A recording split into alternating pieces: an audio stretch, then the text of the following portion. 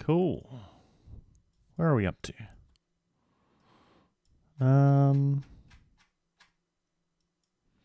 Efficiency and equity. 4 left. 5 left. Awesome. Let me get this there. Today and next lecture, we are going to turn to a topic that's, as I've highlighted previously, woefully missing from this class and from a lot of basic economics, which is we're going to start talking about equity. This class has been totally focused on efficiency. We've come back and back again to, ever since we did the lecture on consumer and producer surplus, we've talked about a particular normative perspective, which is the goal of society is to basically maximize total social surplus. The goal of society is really to maximize the pie, and we don't really care how it's distributed. Yeah. And this is illustrated, as I mentioned before, nowhere more starkly than the fact that two different market outcomes have the exact same welfare consequences. One is a perfectly competitive market, and one is a perfectly price-discriminating monopolist. Both of those market outcomes yield maximum social surplus, yet they feel very different. An outcome where consumers and producers split the pie feels to us innately very different than an outcome where producers get to keep it all. And that's because innately, we as humans care not just about efficiency, but fairness, about equity. And we actually care about not just how much stuff gets produced, but who gets it. Now, in that particular example, you get two very different distributional outcomes with the same level of efficiency. But that's actually pretty unique. It turns out generally that different distributional outcomes, different levels of fairness, come at different levels of efficiency.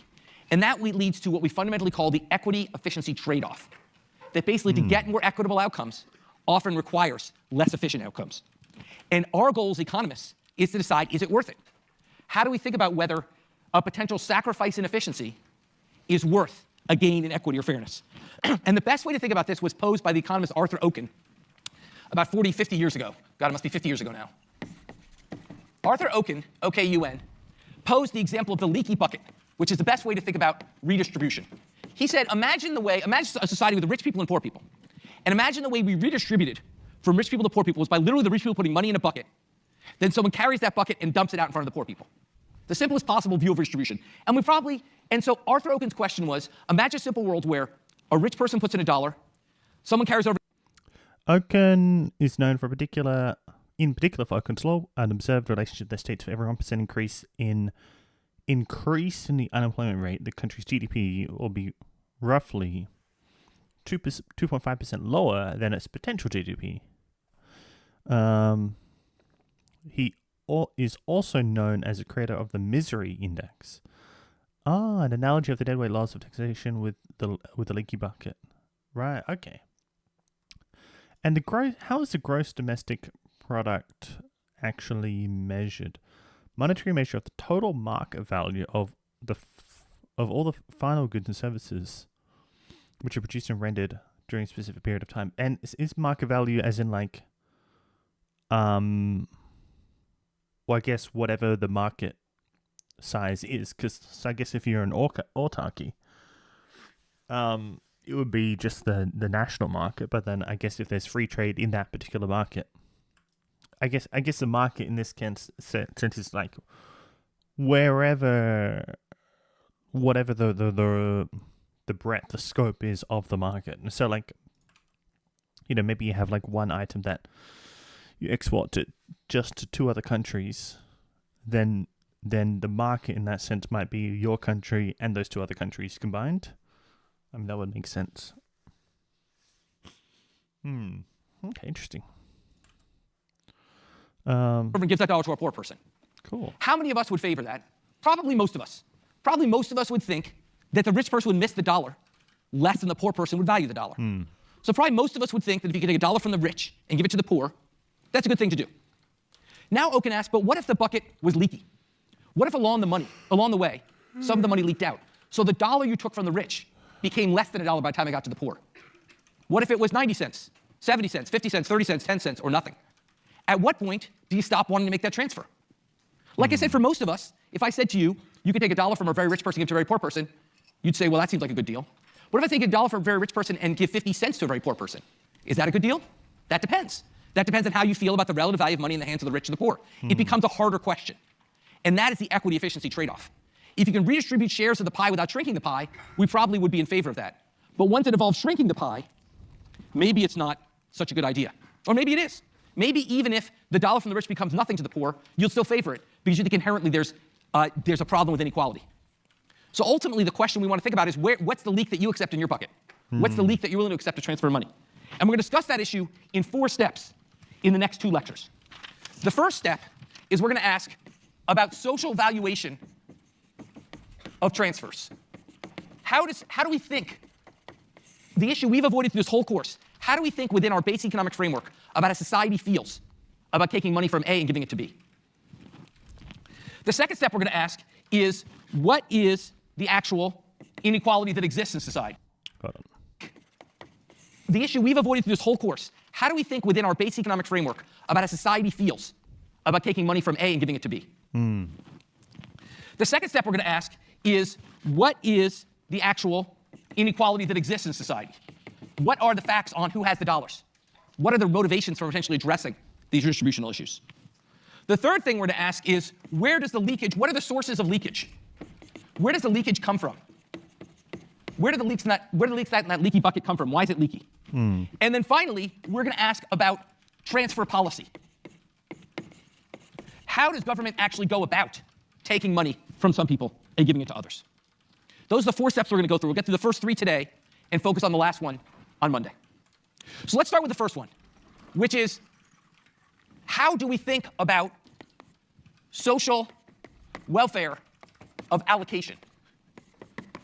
So far, we've just thought about the social welfare of total efficiency. We haven't thought about allocation. Imagine a world with many different outcomes. Different levels of efficiency, but also different levels of equity. A world with buckets that are different leakages and different amounts of money going to different people. How would we compare them? Well, here we're going to use the same tool we started with in lecture 2. How do we think about valuing any combination of goods from a consumer? Well, we say they have utility function. And we say, how do those different combinations of good enter the utility?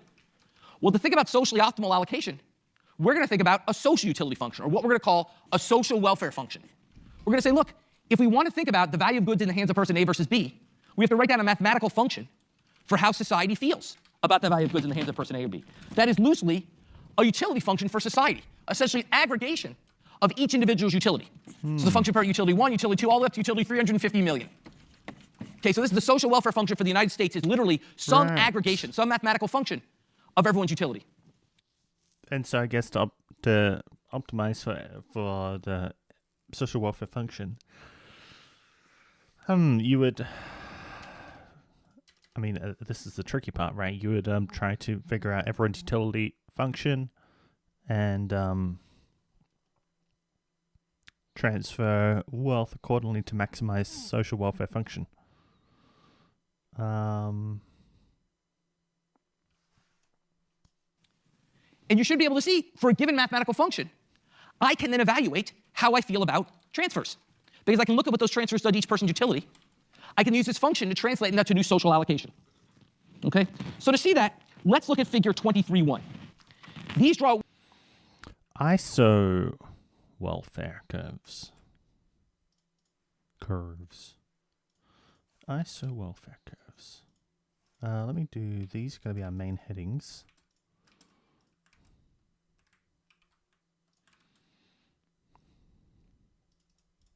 what we call ISO welfare curves. Now in our two-dimensional graph, the trade-off is between goods to 2 people, Homer and Ned. Okay, we have Homer and Ned. Society consists of these 2 people.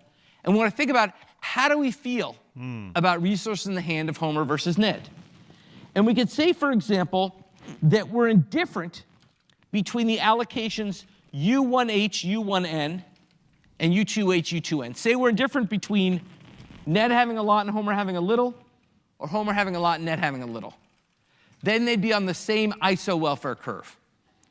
But by the more is better principle, we're certainly happy as a society with both having more. Just like any indifference curve, the ISO welfare curves, the further out, the better off we are. Okay? So basically, This is essentially a mapping of a social welfare curve, of a social welfare function. Just like utility function gives us an indifference curve mapping, a social welfare function gives us an ISO welfare curve mapping. So then we just simply have to ask, what does a social welfare function look like? We talked about what utility functions look like. We talked about their general properties. And that common example we use is the square root utility function. But we said basically we can use a broad class of functions you've seen on problem sets and exams, a broad class of utility functions. What about social welfare functions? Social welfare functions, typically, we work in economics with a couple of different forms of social welfare functions. The most common form of social welfare function is what we call utilitarian social welfare function. The utilitarian social welfare function simply poses that social welfare is simply the linear sum of utilities. U1 plus U2 plus plus U350 million. That is utilitarian. It's literally, I have no basis in society for caring any more about one person than anyone else. I'm just going to add the utilities. The person who came up with this guy named Jeremy Bentham, a famous British philosopher. A couple things to note about Jeremy Bentham. First of all, he also invented a modern design of prisons, which is quite interesting. He was a broad-thinking philosopher. He also, when he died, his stuffed body with the head separated was on display at University College London until it turned out students would take the head out and play soccer with it. So they no longer do that. So he's a famous philosopher who came up with the utilitarian social welfare function. It's sort of a natural starting point. And hold on. Who was that person again? Was on display. A couple things to note about Jeremy Bentham. First of all, Jerome Bentham? Jerome Bentham? Utilitarian? Jeremy Bentham. Jeremy Bentham.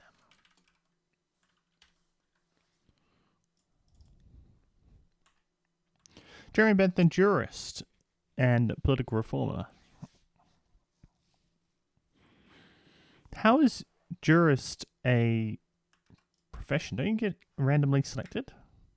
Isn't the jurist is like someone on the jury, right? Oh, a public official authorized to decide questions. Yeah. Maybe there's a different types of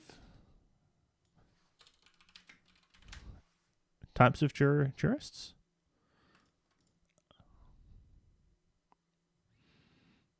Person with expert knowledge of law. I thought okay. I was thinking of, the 12 or 15, however many people are on the jury. I thought they were called jurists. Legal scholar. Judge. Oh, okay. In Norway, the term is a protected title and refers to lawyers, judges, and academics who have a qualifying law degree. Okay. And political reformer is a philosopher whose name is mostly associated with the fundamental era of modern utilitarian tradition. Either earlier moralists had enunciated several of the core ideas and characteristic terminology of utilitarian philosophy, most notably... Okay, but it was Bentham who had rendered the theory in its recognizably secular and systematic form and made it a critical tool of moral and legal philosophy and a political and social improvement. In 1776, he first announced himself to the world as a proponent of utility as a guiding principle of conduct and law in a fragment on government. Okay, cool, okay. He also invented a modern design of prisons, which is quite interesting. He was a broad-thinking philosopher. He also, when he died, his stuffed body with the head separated was on display at University College London until it turned out students would take the head out and play soccer with it. So they no longer do that. So he's a famous philosopher who came up with the utilitarian social welfare. So they no longer let people have their heads stuffed, or no longer let people people take their head off to play soccer with. Function is sort of a natural starting point. And if you think about it, it's as if not they did really sort of, before. you wouldn't look at this as conservative or liberal, right? You look at this and say, oh, that's a They'll lefty, just right? play It's the just, corpse. it's neutral. It's just saying, look, I care about everyone equally. That seems pretty neutral. And yet, this neutral social utility function has radical implications for distribution. In particular, it says we should always transfer between any two people if the transfer makes person 2 happier than it makes person 1 sad. That means we're indifferent Yeah. between one Udall to you and to Bill Gates. Now that sounds kind of conservative. We're indifferent, like you're poorer than Bill Gates. We should care more about you. But remember, I said we're indifferent between one Udall between you and Bill Gates. That doesn't mean we're different between $1 between you and Bill Gates.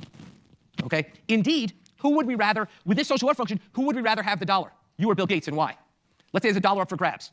With the utilitarian social welfare function, would social welfare be higher if you got the dollar or Bill Gates got the dollar, and why? Me. Yeah. Because we're indifferent between the... The marginality dollar is higher to Yeah. you, and less to Bill Gates. of What this the- says, if you maximize this, this implies that you should set the marginal utility of all individuals equal. I'm putting 350 million to 350 million people in America. Okay, this implies you should put the marginal utility of every person equal. That's a pretty radical implication. That says literally you should redistribute money until everybody values the next dollar the same. That says you should massively redistribute from the rich to the poor, right? Because the rich value the next dollar way less than the poor. Bill Gates couldn't give a shit about the next dollar, where some poor homeless guy could be the difference between a hot meal and not having a hot meal today on a cold day. So clearly, this suggests that as long as there's diminishing margin utility, you should have fairly strong preferences to redistribute from the rich to the poor. Despite the fact that when I wrote this, you didn't look at it and say, wow, this is some lefty crazy utility function. It has sort of lefty implications, right? It says we should redistribute strongly from the rich to the poor, and it sort of makes sense. The rich care about the money less than the poor care about it, and that's your sort of underlying intuition, why we all start with this notion that redistribution makes sense. Indeed, this goes further. If individuals are all identical, if individual society are all, this suggests we should have an equal distribution of income. A pretty radical concept that's never been achieved anywhere in history by any society. If individuals are all identical, this says we should have an equal distribution of income. Pretty radical for a pretty straightforward concept. Now, in fact, to many people, this is actually a very conservative approach to thinking about income distribution. Indeed, typically conservatives often start with this point. Many people on the left start with an alternative approach, what's called a Rawlsian, W-R-A-W-L, Rawlsian social welfare function, named after philosopher John Rawls, famous philosopher at Harvard. Rawls said that the social welfare of society should be measured as the min of everyone's utility. That is, society should be measured by the living standards of its worst off member. That is, society we should care about those who are poorly off. And society should be measured by the utility of the worst off member. That sort of has some appeal. Okay, we should care about these people. But it's incredibly extreme in its implications. Think about it for a second. Let's say there's a society that consists of everyone in the world, everyone in the US has $40,000, except one guy has $1 billion and one guy has $39,000. This says that we should be willing to take the billionaire all the way down to 40,000 just to get the 39,000 guy up to 40,000. That's pretty radical. It says let's have a look at this. Theory of justice as fairness describes a society of free citizens holding equal basic rights. Equal basic rights. For some reason, that sounds weird to say. I don't know. It makes more feels more right to say equal basic rights. And cooperating within a egalitarian economic system, his theory of political liberalism explores the legitimate use of political power in democracy. And okay, so social welfare.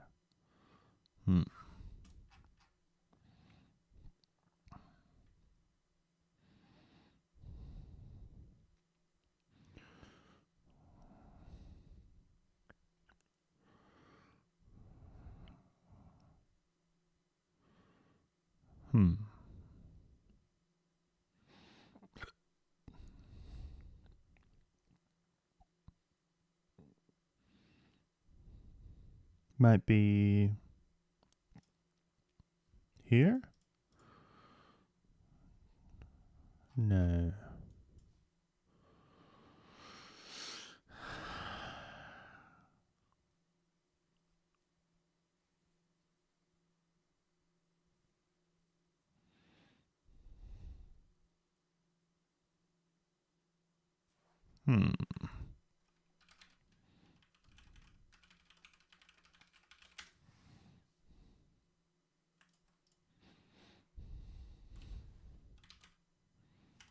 Uh-huh. Right.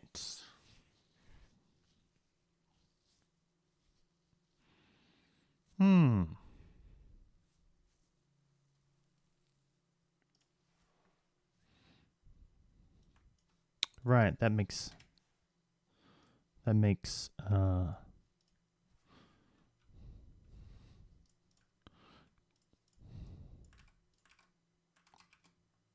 okay.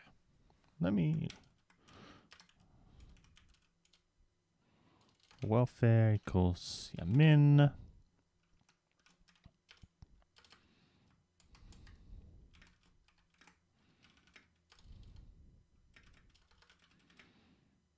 How do I do dots instead of hyphens? Whatever.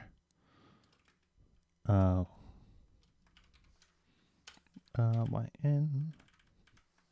Boom. Boom. Oops. And latex.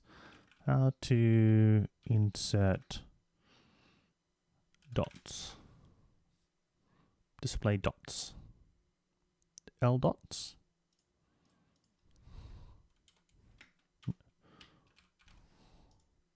Ah, there we go. That's nice.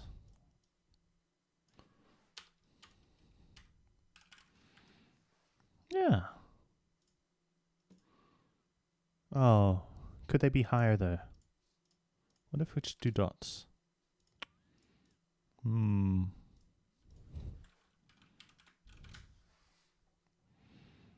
C dots, V dots, a lot of dots. Center dots. Ah, there we go. Beautiful. Okay.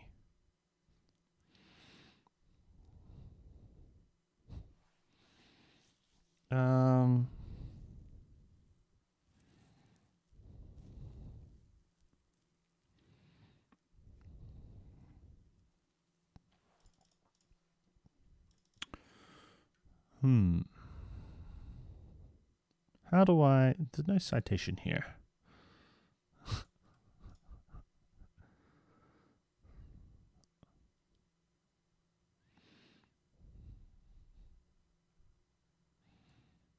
Maybe it's in justice as fairness. It's not a book. Okay, anyway.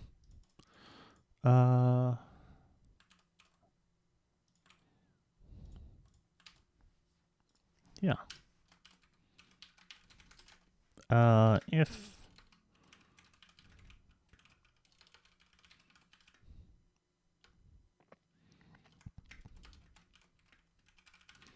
in a society with 1 billionaire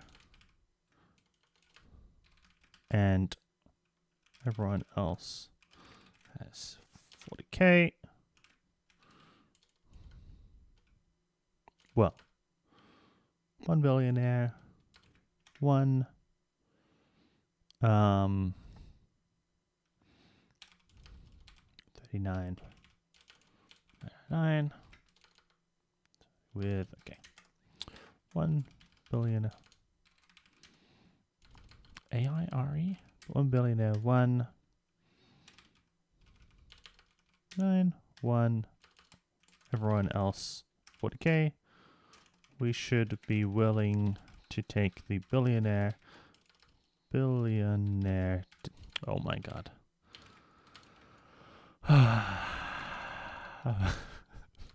Billionaire?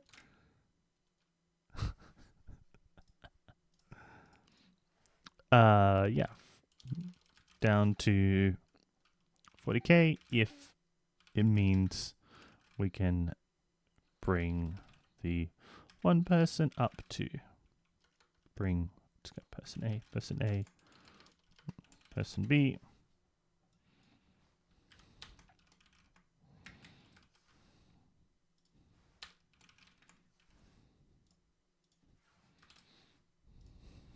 Up to 40K.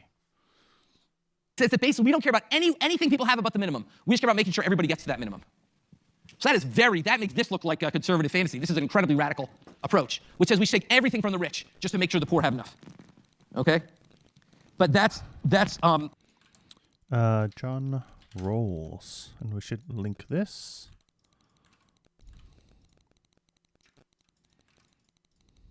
Clearly, under utilitarian social welfare function, that makes us bad off. Clearly, the guy who goes from $1 billion to 40,000 is made sadder than the guy who goes from 39 to 40,000 is made happier.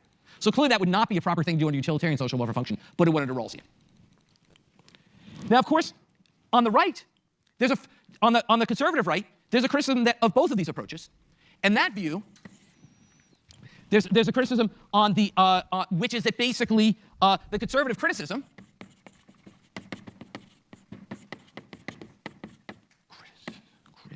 Criticism says that. How do you, or is there a theory that tries to think about the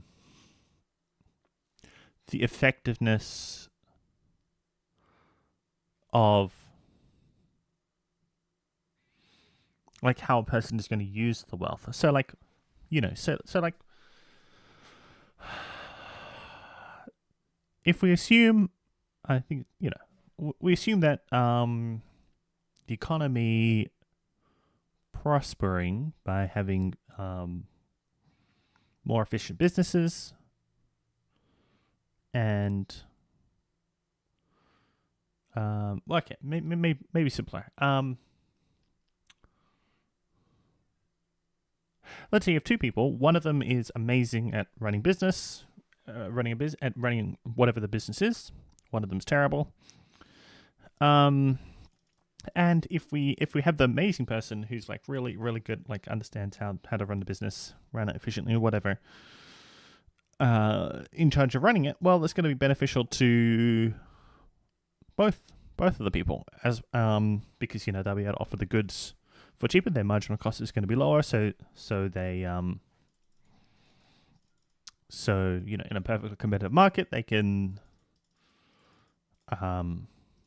well, I mean, I don't even need to bring in the market type, but like they can lower the marginal cost and yeah, as opposed to the person who's terrible at running the business, maybe they aren't able to lower the marginal cost as much, right?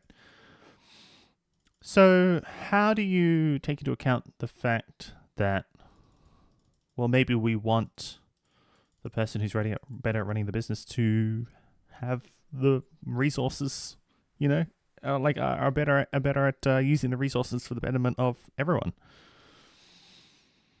Or is this maybe this is separate because being in charge of the business should be separate from their wealth? You know, it's like maybe a question of just getting the right the person with the right skills into the right job as opposed to their personal wealth. Because like you could like under, say, like the utilitarian approach where everyone's personal wealth is neutral, that doesn't necessarily say anything about what jobs people should have. Just that they should be paid the same.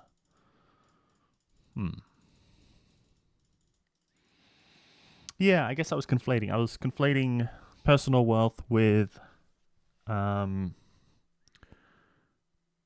much control a person has over resources. Basically, look. And those can be the same thing. Because, you know, like you have like a choice of where to invest your personal wealth, like buy an index or invest in a particular company. But it doesn't have to be the same thing, because you could, you know, you could earn a wage or whatever, and be in charge of millions of dollars worth of gear and equipment, but you're on like a $100K wage or something. This whole discussion is misguided. It says, look, let's say we started in a society with everyone having the same amount of money. Let's say you and I have the same amount of money. And let's say that you were willing, as you should be willing, to pay $100 to hear me lecture. And so you come in every day, you give me $100 to hear me lecture, a bargain. Okay? At the end of the semester, I am richer or you are poorer. Is that unfair? What's unfair about that? You paid for something you wanted. I had something you wanted, and I ended up richer. Yet, under utilitarian social welfare function, we call that bad. We'd say, wait a second, Whereas John's rich they've or you're poor, gotten John should give that money back to you, but why? the You gave good that money of- to me voluntarily. Yeah. So conservative criticism says that, look, as long as everyone has equal opportunity, we shouldn't care about outcomes. That what matters is opportunities, not outcomes. As long as there's equal opportunities, then let people spend their money as they want. And let people end up, and whatever income distribution results, if Michael Jordan ends up rich, he's the best at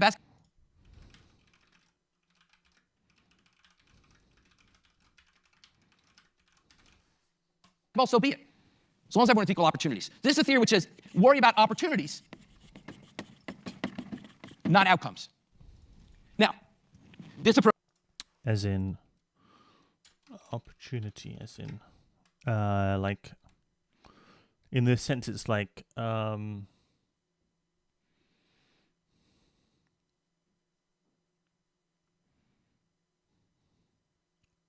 basically freedom of choice of where to spend your money, where to allocate your own resources. Approach has two fundamental flaws. It's pretty compelling. The story I told is pretty compelling, except for two fundamental problems. Okay? The first problem with this approach is, what does opportunities mean? By definition, my kids have better opportunities than the kids born to a poor single mother living in a poor part of Boston. They have more resources, they're at better schools, things like that. So in some sense, equalizing opportunities is actually by itself pretty radical. That would involve a large social structural change. Okay, so first of all, equalizing opportunities is not as easy as it sounds. We don't all start equal. It requires a large social upheaval to get us to that point we started equal. The second problem with it is, it turns out that much of what accounts for success in life is not skill or hard work, but luck. And in that case, it's not true that rich people are rich because they deserve it, or because they have skills or worked harder, they're just lucky. And why do we necessarily want to reward luck? Indeed, can't we think of redistribution as kind of luck insurance? Imagine a world where a random event's going to happen to you. You get hit by a car. We talked about why we want insurance, right? Want insurance to make sure that if we get hit by the car, don't get hit by the car, we're in the same off. Well, same thing. Rawls talked about behind the veil of ignorance. Imagine before you're born, you don't know if you're going to be rich or poor. You would choose a system which would insure you against being poor. And that system which would involve transfers. So if much of success is due to luck, we're going to... Rawls' veil of ignorance. Shouldn't Stanford Plato have a page on this? Original position. Maybe if I control F, veil. Most striking feature of the original position is the veil of ignorance, which prevents arbitrary facts about citizens from influencing the agreement among their representatives. As we've seen, Rawls holds that the fact that a citizen is of a certain race, class, or gender is no reason for social institutions to favor or disfavor her. Each representative in the original position is therefore deprived. Okay. In fact, the veil of ignorance deprives the parties of all facts about citizens that are irrelevant to the choice of principles of justice, not only facts about their race, class, and gender, but also facts about their age, natural endowment, and more. Moreover, the veil of ignorance also screens out specific information. Okay. Behind the veil of ignorance, the informational situation of the parties that represent real citizens is as follows. Parties do not know. Okay. In political system of the society is class, structure, economic system, or level of economic development. They don't know this. Okay. They do know that citizens in society have different comprehensive doctrines and plans for life. That all citizens have interests in more primary goods. That the society is under conditions of moderate scarcity. There is enough to go around, but not enough for everyone to get what they want. General facts and common sense about human social life. General conclusions. Okay. The veil of ignorance situates the representatives of free and equal citizens fairly with respect to one another. No party can... Okay. Okay. Yeah, I've heard about this before, but I hadn't actually read into it. Basically, how I understand it is, well, imagine you don't know what spot you're going to be born into a society. how would you design the society? You don't know if you're going to be really well off, really lucky or unlucky. You don't know anything. You don't know if you're going to be disabled or not, gender, whatever. You don't know anything. You just know that you're going to be randomly born into the society. How would you design it? I think that's very cool. Very cool. I don't want a system that distributes the rich to the poor because the rich got lucky, the poor didn't.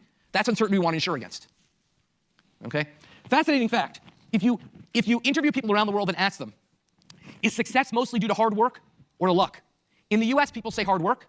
In Europe, people say luck. In Europe, they have much higher redistribution than we do in the US because they have a view that much more success comes from luck. Now, the answer is it's both in every case, but it's sort of an interesting way two ways to think about the world.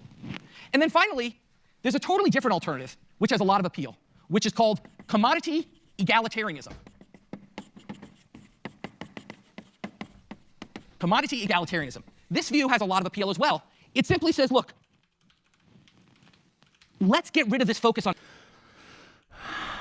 What is egalitarianism again? Egalitarianism.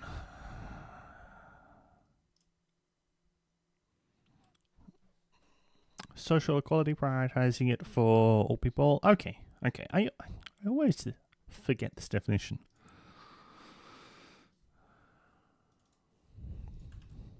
On me versus you. That's just destructive. Let's take a page from Rawls' book and say, look, let's just make sure that the poor have enough to live. And beyond that, let it rip. So commodity egalitarianism view is, much like Rawls, we want to make sure the poor are at a decent level. But we don't care then how much more the rich have. As long as the poor have achieved a standard of living where they can survive, then let it rip. I don't know. I like this. Letting the market rip. I like this phrase for some reason. It has a kind of I don't know.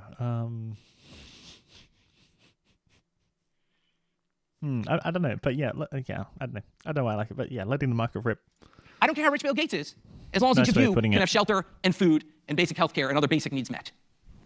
It's kind of a compelling argument, right? That basically, why should I care about guy who's $1 billion versus the guy who's $1 million? All I care is making sure everybody can lead a decent life. It's in some sense a nice compromise between a lot of these different views, in many ways. And it speaks to a key issue we'll talk about later, which is should we really be giving people money, or should we be giving people the goods, like housing and healthcare, that make up a decent standard of living? So these are 4 different views. Only 2 of them can be easily expressed mathematically. These obviously you can write down models, but they're more complicated. But the bottom line is, with all these views, given those views, you can figure out whether a given policy that transfers a person A to person B makes sense. These are different ways of providing a social welfare framework. Okay? Questions about that? Yeah.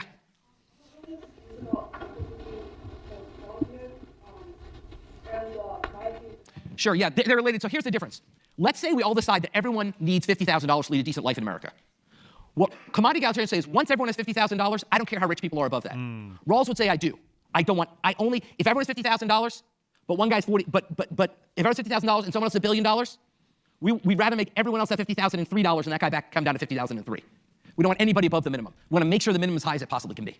Whereas commodity egalitarians says as long as the minimum is the decent standard of living, let the rich guy have as much as he wants. Rawls cares about inequality as a concept. Commodity egalitarianism doesn't. Good question. Other questions? Okay, so armed with these views, let's talk about the facts. What do we know about inequality? And here I'm just going to run through some... Interesting. Facts. Facts from my textbook that is from 1441. So let's start with figure 23-2. This shows... Income received by quintile.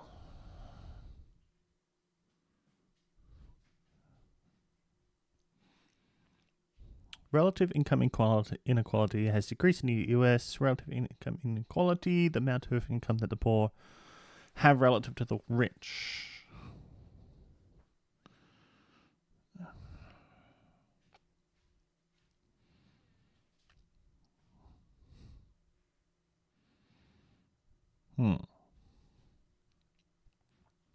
Oh. So this is just the percentage of the income? But the relative income. by quintile. Income received by quintile.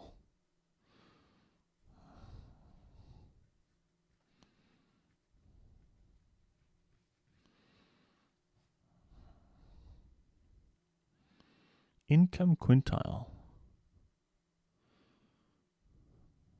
I don't really understand this. Let's see if he explains it more.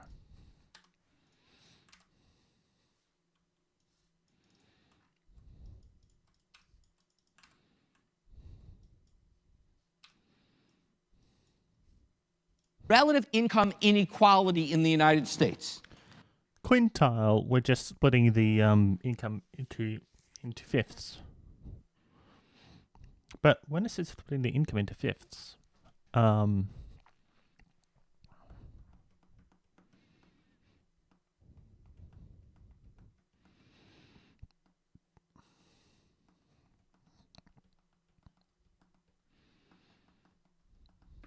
is income the right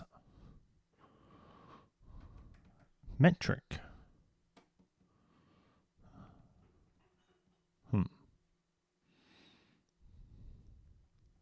Or is it net worth? Because,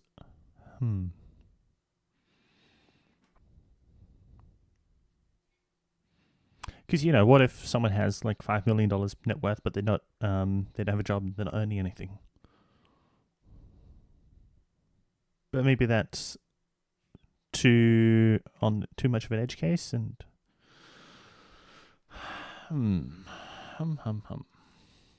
So, okay. How do we do that? We divide the population into quintiles. Okay. That is fifths Divide the population. of the people. So each Okay.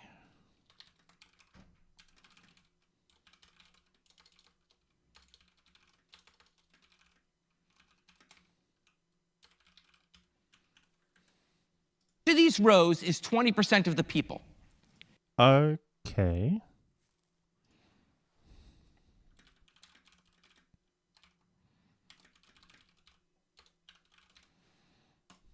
Each number shows the percent of income earned by that share of people.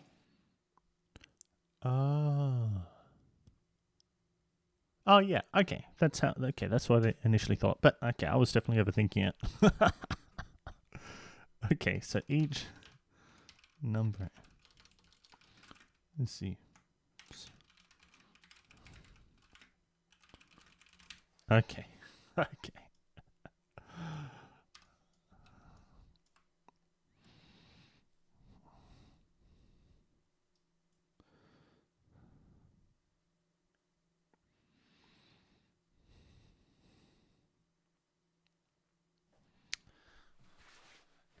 And so you divide it into fifths by the amount of income. Okay. So,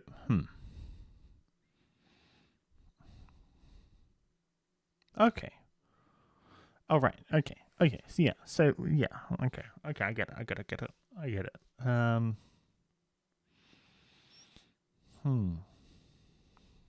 Okay.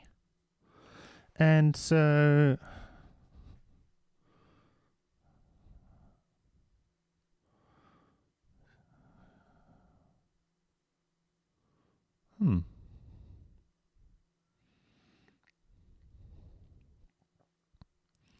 Gradually, it's all, the only number that is increasing is the highest.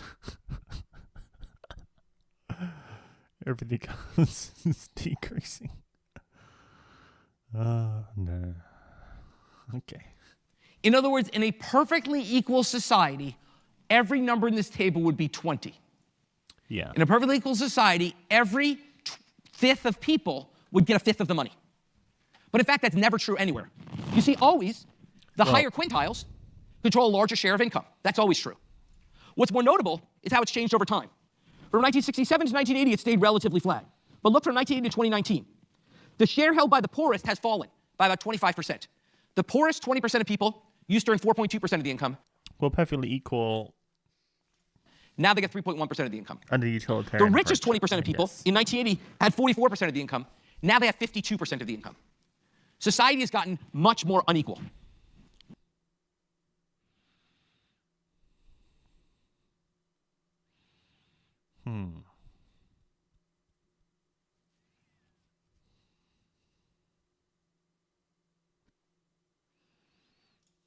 This has been driven not just by the richest 20%. To be clear, the richest, just to fix ideas here, the richest 20% of people would be people with incomes above, say, nationally, people with incomes above, say, $85,000. So it's not mega rich, okay, or maybe $100,000. Not mega rich. It's well off, but not mega rich. But this trend has been driven by the very wealthy. Figure 23.3 shows the share of income going to the top. Share of top 1% income.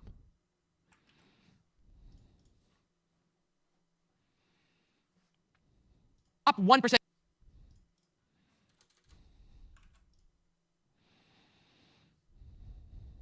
of income holders. This people with income above about $500,000. These are the rich. Okay? At the turn of the 20th century, 1913, and peaking right before the Great Depression, the rich held about 25% of all income. That is 1% of people got 25% of the income. That then fell precipitously till in the early 1970s, 1% of people only got 10% of income. And it's risen dramatically since. So we're back at the level actually above where we were at the peak of the 20th century, with the top 1% earning more than a quarter of all the resources in society. So it's a very unequal society. Now, you might say, well, how do I know it's unequal? What's the natural state? Well, one is compare countries. Figure 23.4 compares countries.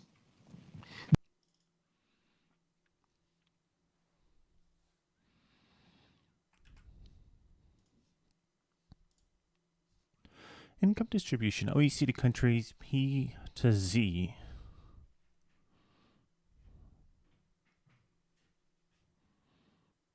Why is it P to Z? And, I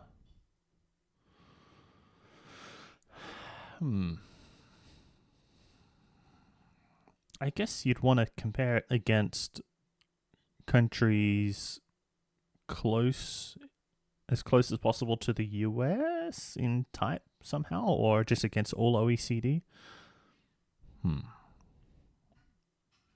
Okay, so top 10%, and this is in 2018.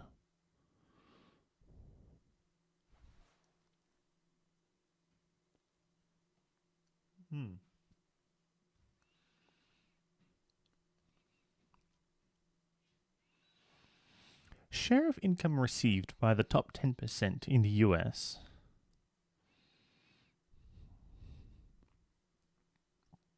was 15% higher than the OECD average. Turkey is going ham.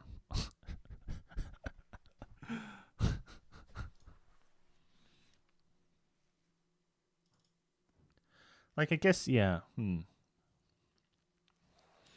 Like, in order to check this, we would need to see every country, right? Not just these. I assume that this is, like, the bottom statement is calculating against every OECD country. But this is the average down here, the bottom row. Okay.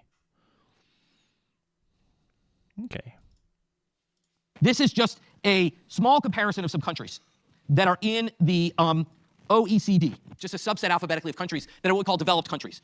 From countries that we consider our peers like the UK or Sweden to countries that are poor like Czechoslovakia or Turkey. What you show here is the share of income held by the bottom 10%, the bottom 20%, and the bottom 40%, as well as the top 40%, the top 20%, and the top 10%. Just compare the bottom two rows. The bottom row is the average for all developed countries. So on average across all developed countries, the bottom 10% of people have 3% of the income, and the top 10% of people have 25% of the income.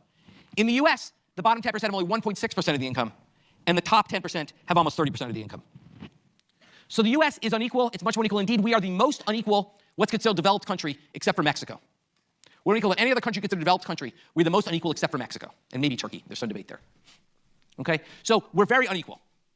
Now, many people, particularly people in these camps, 3 and 4, would say, well, look, that's all well and good, but why are you so worried about inequality? Sure, we got some rich guys. But we don't care about that. We just care that poor people have enough to live. That's what matters. We want to focus on what is the standard of living of the poor. Well, in other words, they want to shift their focus from relative inequality to absolute. versus absolute deprivation. That is, what are people actually living on? Well, to do that, the problem with that is relative income inequality is easy to measure. Just look at what group has relative to another. It's unit free. Once you want to measure absolute deprivation, you have to make a stand on what it means to be deprived. The US has taken such a stand, and we've created something called the poverty line.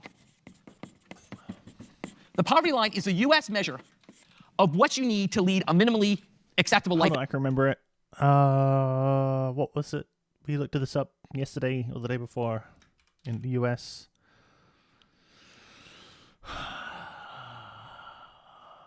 Something like 23. What was it? Damn it. I forgot. US poverty line calculation. It's like 23 or something K in when we converted it to AUD. Federal poverty line.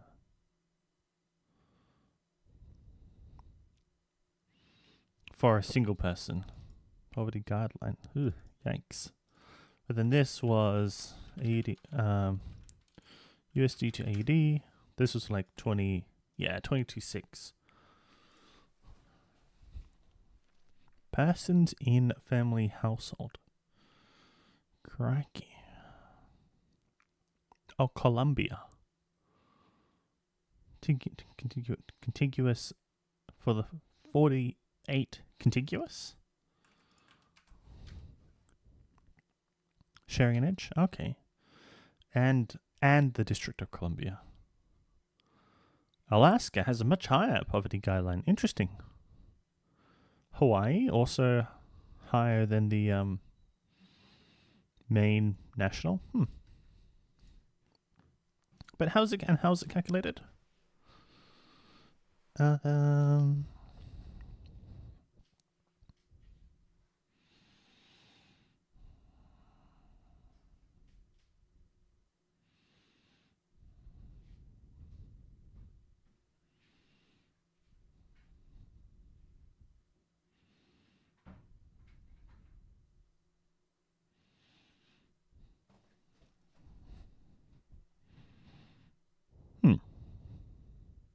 Yeah, because I know for Australia it's like some percentage of the median, right? But there's different differences between the states, not a level poverty line calculation. There's not a unified federal.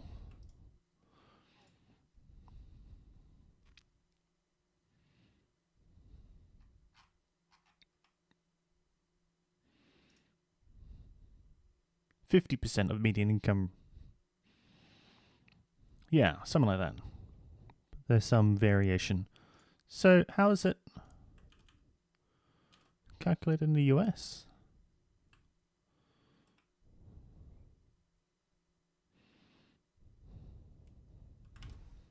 US, how is the poverty line calculated?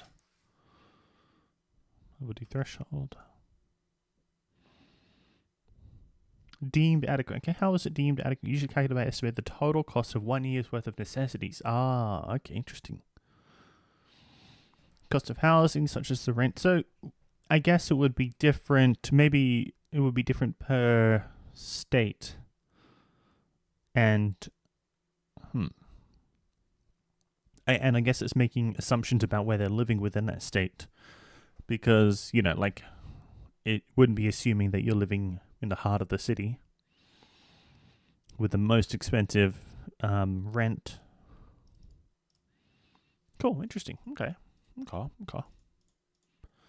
In the US. Okay, below which, what does it mean to be in poverty?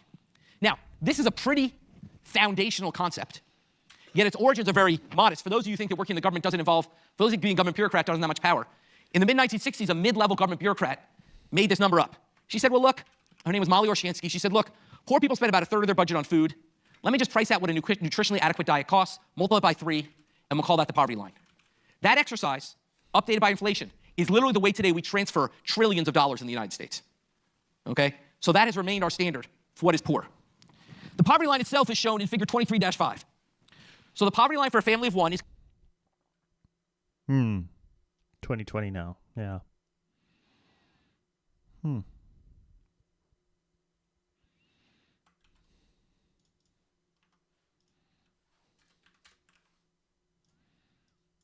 It's considered to be about $13,000. It then doesn't double per person because we view that living together has economies of scale. We don't think you need twice as much money for two people to live together as you do for one person to live together because, for instance, a two-bedroom apartment is typically not twice a one-bedroom apartment. Certainly, so basically, there's economies of scale, so it doesn't double, but it goes up thereafter. So a family of four, we think is a poverty line about twice the poverty line for an individual. Now, is that a fair number? Is that correct? Well, that's a debate for another day. We can come to 1441. We spend a lot of time talking about it. It's a very controversial number for many reasons. Let's take that as given for now. What does it imply has happened over time? Well, look at figure 23-6, which shows poverty rates over time.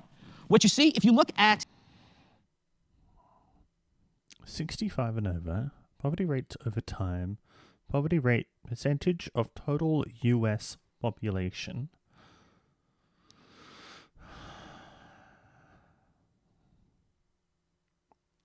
All people in red.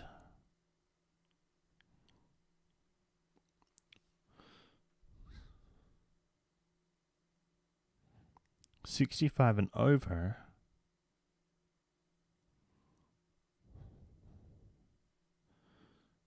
Under 18.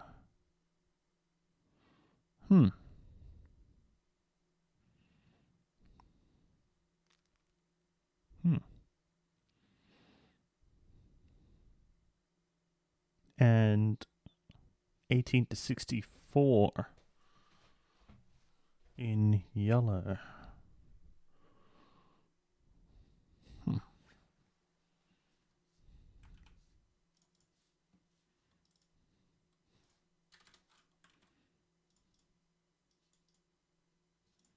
the blue line, that's all people. You see, for all people, poverty rates fell dramatically. Interesting to look at how this is calculated. Particularly, there are big differences between state and assumptions made about where they are living within a state.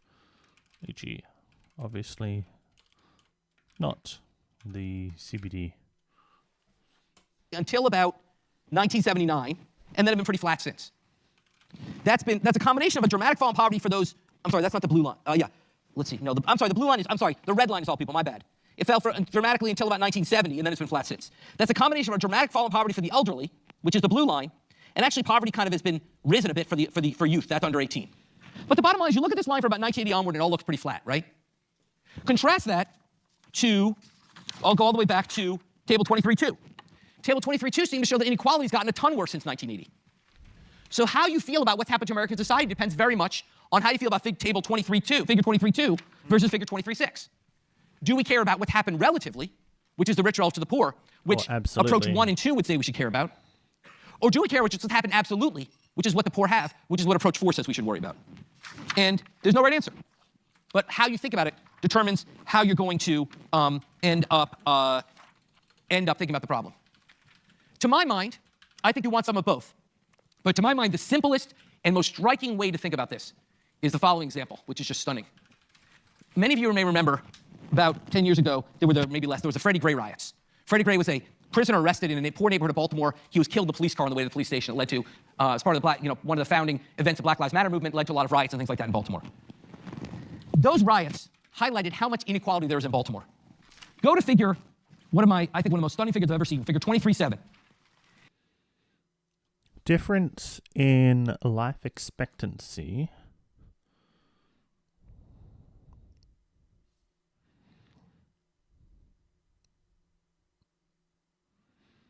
US average is the light green. So this is like 82 to 84 in Roland. All right, it's saying here Roland Park life expectancy 84. Sandtown, Winchester, Sandtown. Winchester. 67.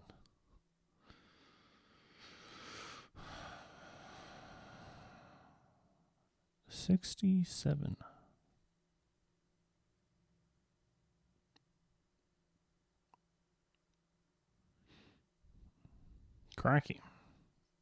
Okay. And how?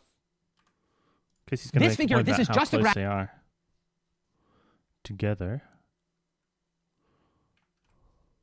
Oops.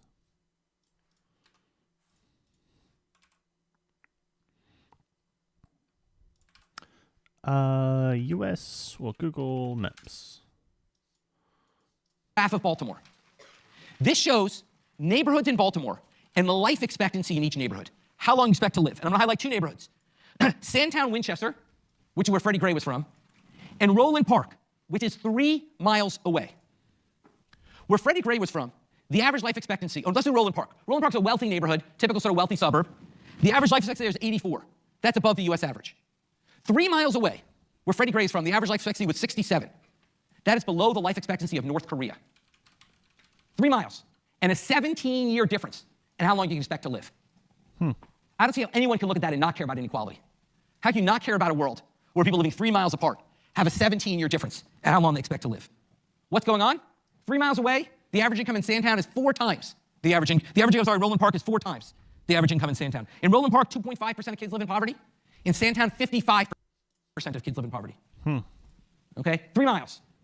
And how do we get the distance by as the crow flies? Is there a little measurement thingy? How to measure distance in Google Maps as the crow flies?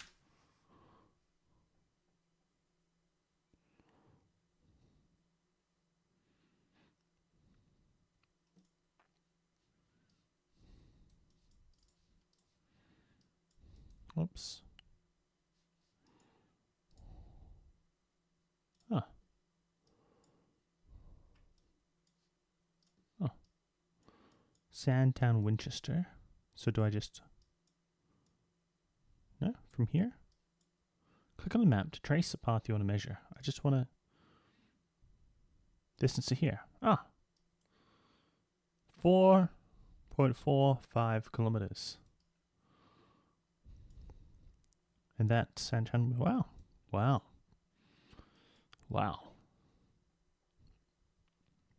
That's pretty crazy. The odds a kid lives in poverty is 20 times different.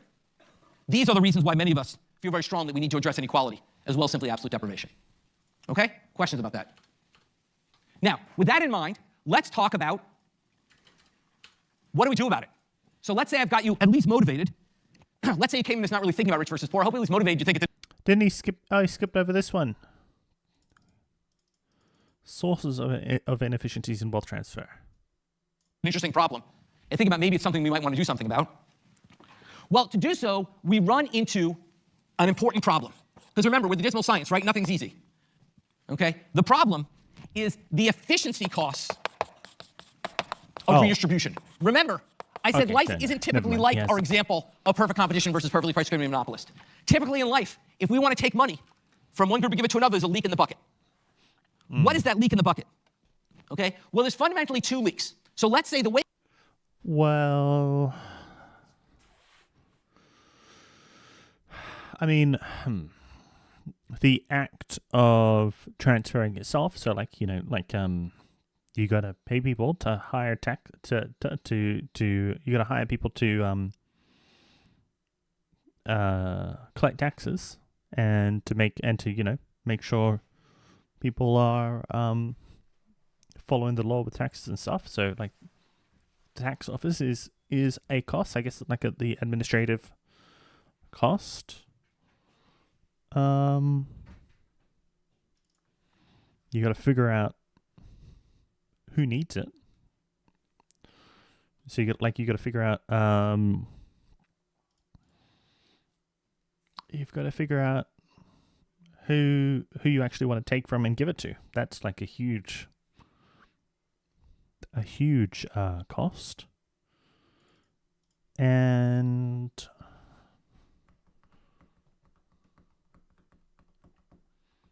The way we do redistribution in reality is we tax the rich and give money to the poor. Okay?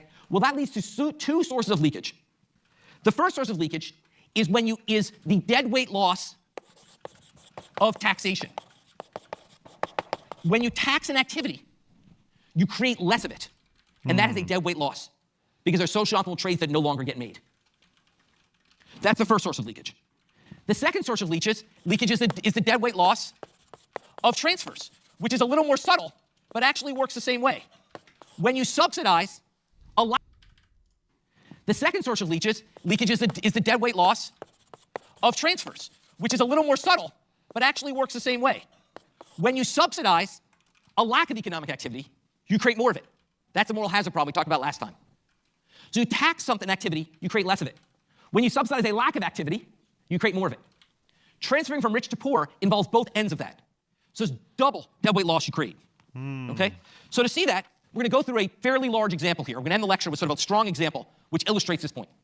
Okay? In this example, we're going to say everyone earns $20 an hour. So in our example, the wage for everyone in society is going to be $20 an hour. So everyone has the same underlying marginal product of labor. Every society earns $20 an hour, marginal revenue product of labor. But different people earn different amounts of income. And society's utilitarian. The government's utilitarian, so it cares about that. There's different amounts of it. Hold on, what? So in this example, we're going to say everyone earns $20 an hour. So in our example, the wage for everyone in society is going to be $20 an hour. So everyone has the same underlying marginal product of labor. Every society earns $20 an hour, marginal revenue product of labor. But different people earn different amounts of income. And society's utilitarian. The government's utilitarian, so it cares about that. What? Are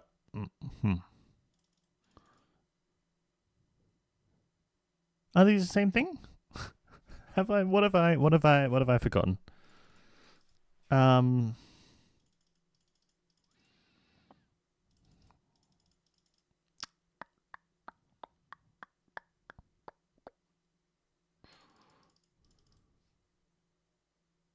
There's different amounts of income.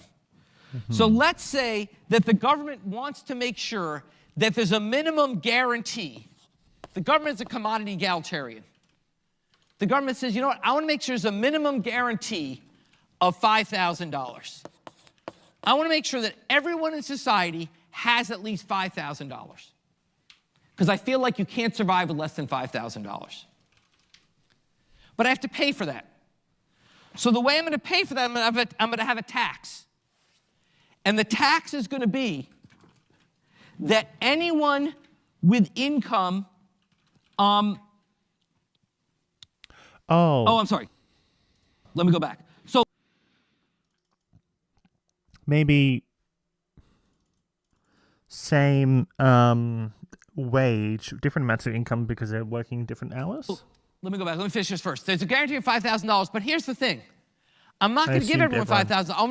Everyone is working the same. Make sure everybody has $5,000. But if you have some money already, I don't want to guarantee you have $7,000. Right. Yeah. I also make sure you have $5,000. So what I'm going to do is I'm going to set up a transfer program that's what we call a negative income tax. The way it works is if you have 0, I give you $5,000. If you have 100, I give you $4,900. If you have 1,000, I give you $4,000. That is, I top up your income to get you to $5,000. In particular, I give you a transfer. I give you a transfer which is equal to the max of 0, 5,000 minus y. That's the transfer I give you. I give you, if your income's above 5,000, I give you nothing. If your income's below 5,000, I give you enough to get up to 5,000. That's how I implement my commoditary egalitarianism solution. I get everyone up to 5,000. People clear on that? Yeah. I get everyone up to 5,000. Okay, and to finance this, I'm going to have a tax. The tax is going to be only on the rich. So what I'm going to do is I'm going to say anyone whose earnings is above $20,000 is going to pay a 50% tax rate above. Well, okay, so this part is a negative income tax. This is what we're doing, but to pay for it is the negative income tax. Negative income tax.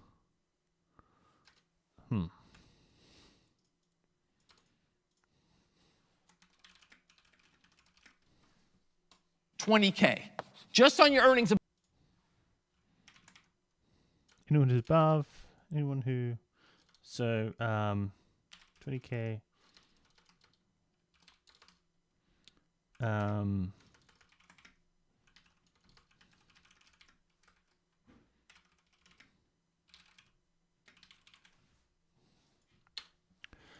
Negative income tax, meaning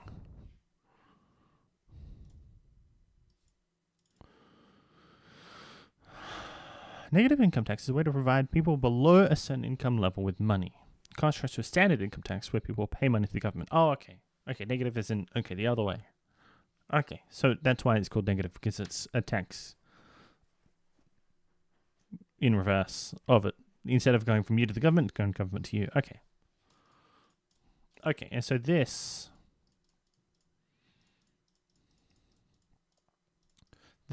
part is the negative income tax.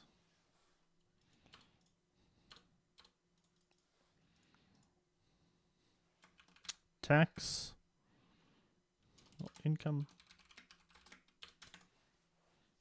Above 20K. So all earnings below 20K I don't touch. Yeah. But on any earnings above 20K, I'm going to take back half of it to finance this program.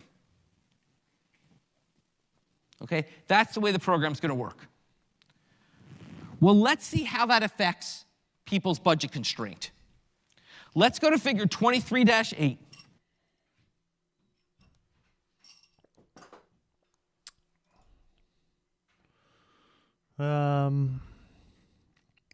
Well, you're de-incentivized to work more over 20K because the marginal utility of the next dollar is cut in half.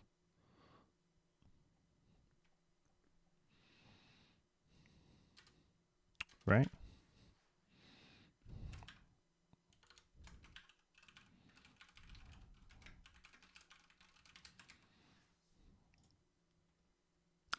But not like on net de-incentivized. It just is a de-incentivization, and whether or not it's on net or not depends on the your own utility function for the next 50 cents. Right, so I guess it depends on whether or not you value, like instead of the choice being big. I mean, like because you have diminishing marginal utility to begin with of the next dollar, you need to combine that with now it's instead of $1, it's going to be 50 cents, and so there's more likely to be you're more likely to, well, you're sooner you're going to take the leisure option sooner than otherwise, right? So what are we looking at? Budget constraint, tax rate, consumption. Okay, yeah. So without the tax in black here, we have 40,000. This is assuming we have 40,000 of income prior to the tax. Then with the tax, we have the red line. And down here, and yeah, the red line, which means we're down to a max of 30,000. And here, leisure, 2,000 hours. Okay. This is a standard leisure consumption trade-off. Okay? People, remember I said, earn $20 an hour. So without the government, the budget constraint is the black line. Yeah. They can work up to 2,000 hours a year and have no consumption. I'm sorry, they can take 2,000 hours a year leisure. My bad. Leisure's on the x-axis. They take 2,000 hours of leisure and have no consumption, or take 0 leisure and have 40,000 in consumption. And let's assume we're going to measure price of goods is all one. So consumption is just like this consumption bundle. Like we talked about this numeraire good idea, that basically think of dollars and units of consumption interchangeably. Yeah. So basically, consumption costs $1. The price of consumption is $1. So basically, the trade-off is simply, for every hour I take of leisure, I give up $20 of consumption. And that leads to that black line. The program I just described changes that line as follows. First of all, on the left-hand side, if you take, first of all, I'm sorry, on the right-hand side, my bad. On the right-hand side, if you take more than 1,750 hours of leisure, we're going to give you money. Why? Because if you take less than $750 of leisure, you're going to have more than $5,000 already. Look at the look at the y-axis. 750 hours of leisure at a $20 wage means you're working 250 hours. It means you got $5,000 in income. So your income's below $5,000. That means you must be taking more than 1,750 hours of leisure. For those people, we're simply going to say, look, we're going to make sure you have at least $5,000. What does it do to the budget constraint? That says it becomes flat from the point of 1,750 all the way to the point of 2,000 and then drops back down. The new budget constraint on the right is the red segment. It's a flat segment because we're saying no matter how much leisure you take above 1,750, you always get $5,000 in income. We just send you a check for the rest. Likewise, we're going to pay for that by a tax on those who earn above $20,000. Well, at $20 an hour, that means people who take less than 1,000 hours of leisure are the ones who earn more than $20,000. So in those people, we're taxing them 50%. So that lowers the slope of the budget constraint. Now, for every hour you work above 1,000, you take home only $10 an hour. So that lowers the opportunity cost of work, lowers the budget constraint to the upper left, right side. Okay? Questions about that? Okay. Now, let's assume that there's 3 people in this world. Okay? Person A and B have the same utility function. Their utility function is U equals C to the 3/4 times L to the 1/4. Person C has a different utility function. They have C to the 1/9, L to the 8/9. Okay? So person C really likes leisure relative to person A and B. Right? Person A and B have a 3/4 weight on consumption versus 1/4 on leisure. Person A has a 1/9 weight on consumption relative to 8/9 on leisure. Person C likes leisure. Okay, that's their utility function. Is this not a word? De-incentive? De-incentive? Deterrence? Impetus? Encouragement? Disincentive. Disincentive. Oh my goodness. Disincentive. Okay? Now, in the optimal choice set, people are going to set their MRS equal to their MRT. Okay? That's going to be the choice people are going to make in the optimal choice set. Okay? So basically, what they're going to do is they're going to find, given this budget constraint, the one I depicted in figure 23.8, what is their optimal choice? And what we're going to see is that without the government scheme, we'll see that in figure 23.9, and we'll solve the math in section of this example. We'll solve the math in section, so you can go through it, but I'm showing you what the answer is. We'll go through the math in section. You'll see person A and B will choose to be at that intersection on the left on the black line, A1, B1. That is the choice they'll make. Given this budget constraint and given these preferences, they will choose in figure 23.9 to be the A1, B1 intersection. Unsurprisingly, person C will choose to be way down on the right at the C1 intersection. Why? Because they love leisure. Person C cares way more about leisure consumption, so way down on the right. Okay, we'll work out the math. Just take my word, that's what the math delivers. Now we put in the tax and transfer scheme. What happens to person C? Why do they move to C2? Why do they move to C2? Well, if you think about it, think about income and substitution effects for person C. The substitution effect is when you're at like person C, there is a 100% tax on your earnings. Look at this, 100% tax, because every dollar you earn, you get less in transfer. Substitution effect says don't work, right? Because if you work, you get nothing. The income effect is you're richer. You're getting a transfer. So the income effect also says don't work. Well, not lowers, removes the disincentive of. So really, it becomes that's why it's a shape, because it becomes a choice between either you don't work at all or you earn over 5,000. So there's like no incentive to be earning anywhere between 0 and 5,000. It's either right. So I guess the calculation is like, is at what point does the utility up here of earning, like at what point as you earn more, at what point does this utility outweigh the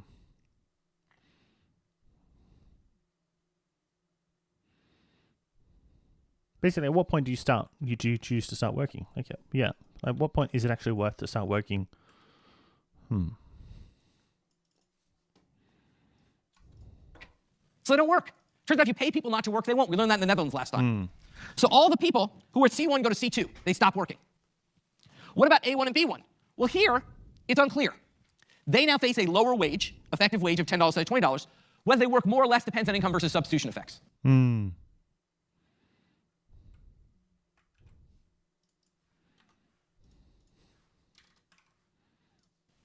Here I'm going to assume substitution effects dominate, so they work less. So the new equilibrium is that person C works less, and person A and B work less. What have we found? Leaks in the bucket. We thought we could raise a bunch of money from taxing A and B and give it to C, but we missed two things. First of all, A and B don't work as hard, so we can't raise as much money from them. Second of all, C doesn't work so hard, so we need to give more money to C. So if you started with 0.1, A1, B1, and C1, you would have a certain estimate of how much money you have to take to get person C1 the transfer. Your estimate would be too low. Why would your estimate be too low? Because you missed the leakage. You missed the fact that A1 and B1 are going to work less, so you raise less money from them, and C1's going to work less, so you need to give more money to C1. Those are the leaks. That's a graphical illustration of the leaks in the bucket. That is how the leaky bucket works. It causes taxation, assuming substitution effects dominate, taxation causes the rich to work less hard, which means you raise less money, and it causes the poor to work less hard, which means you have to spend more money. And those are the sources of leaks. That was very fast and graphical. In section, you go through the math, but that just gives you a sense of how the leakages work. We'll follow up on Monday. Very interesting. Okay, we've got 3 more. What did I want to put here? Hold on. This. What was the next one called? I wanted to do a little bit of the RBA. Hold on, let me just do this first. Government redistribution and taxation. Oh my god, redistribution. Oh, we didn't get into this lecture. What are the like super important key things that I have to remember from this lecture?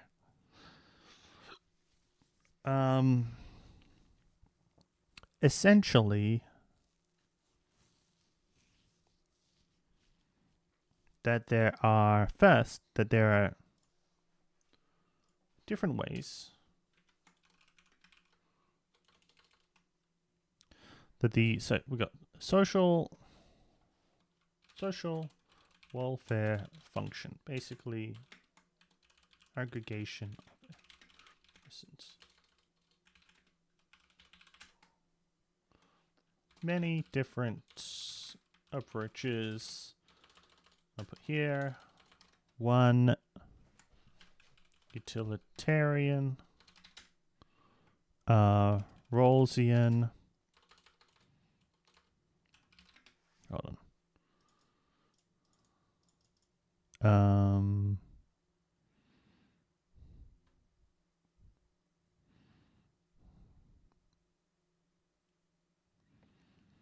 Linear addition of utilities of each person. So mathematically, that's just... Oh, hold on. This is wrong. This should be like that. There we go. This is just...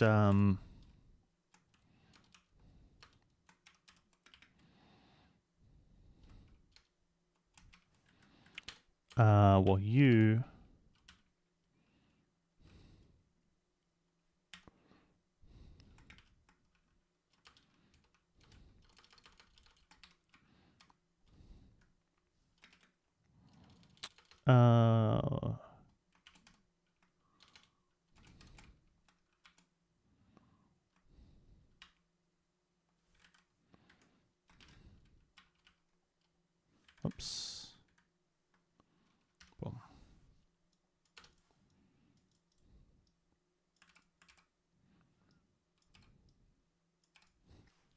And I remember the thing, it is C dot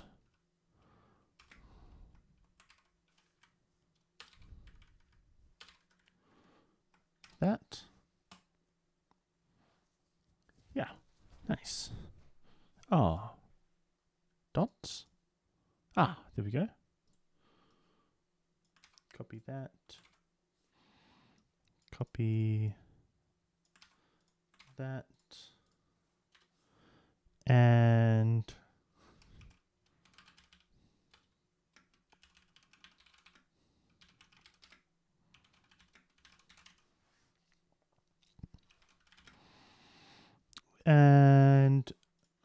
commodity egalitarianism. Commodity egalitarianism.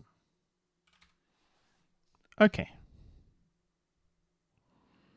Da, da, da. And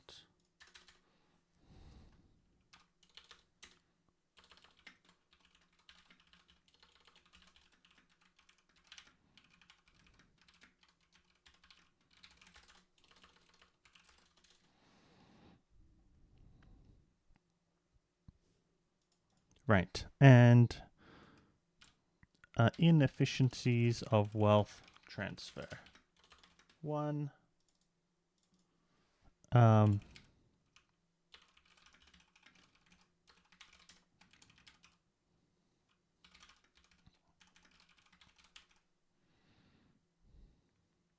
Cool.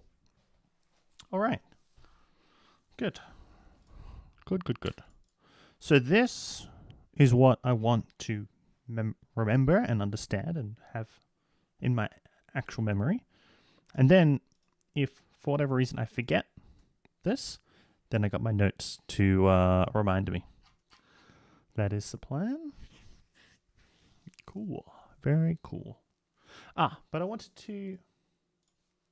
to take a break from this lecture series for a little bit and have a look at the RBA, Reserve Bank of Australia. Where is the RBA?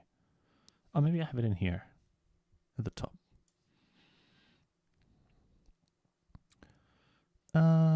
RBA.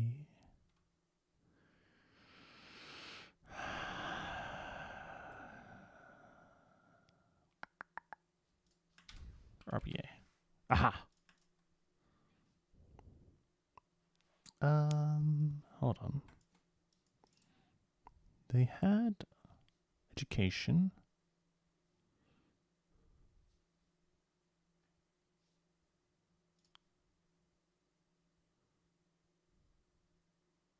Yeah, and a little question. So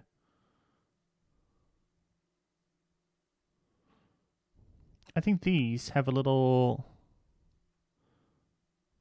Hold on. Pause. There were some videos that they had a little video and a little question. Oh, this is cool too. This looks interesting. Where was he? Hold on. RBA education. Maybe it's in my other.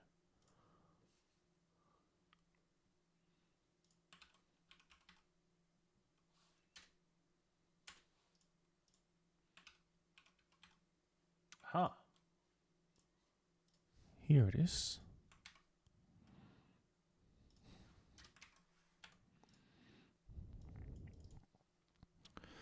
What's going on in the economy? Okay, yeah, so we got a little worksheet. So let's listen to this, watch this, take notes, and then do the worksheet.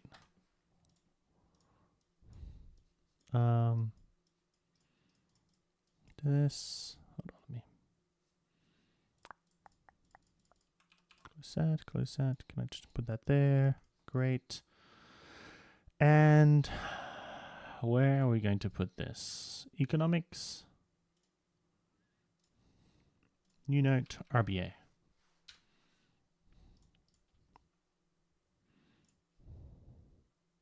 Cool. Cool. Actually, I'll just copy this one because this is the exact one that we're doing.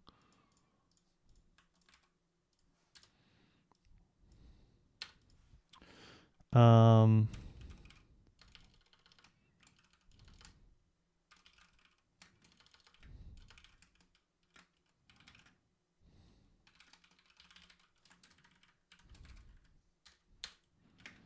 okay. Hold on. Need to make sure the sound is coming through. Today, we're There going we to go. take a look at what's happening in the economy. Before we get started, we've created a new worksheet to go with this video, Yes. designed to help you understand the economic concepts behind current trends. Links are in the description below. All Let's right. start with inflation. Remember, inflation measures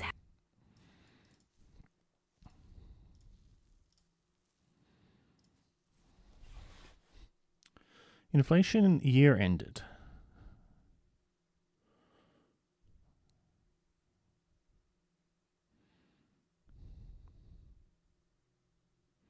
Underlying. What's the difference between underlying and headline inflation? how quickly prices are rising over time. Difference between underlying and headline inflation.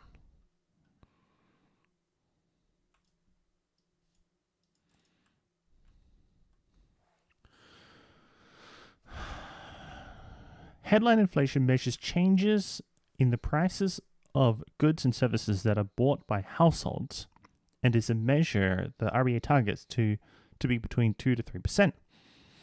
The RBA sets monetary policy such that inflation is expected to return to the midpoint of the target range. Assessing whether inflation will sustainably be at the midpoint may require looking through temporary volatility in prices, measures of underlying inflation. Measures of underlying inflation which remove the effect of volatility in prices of some items help to inform this assessment.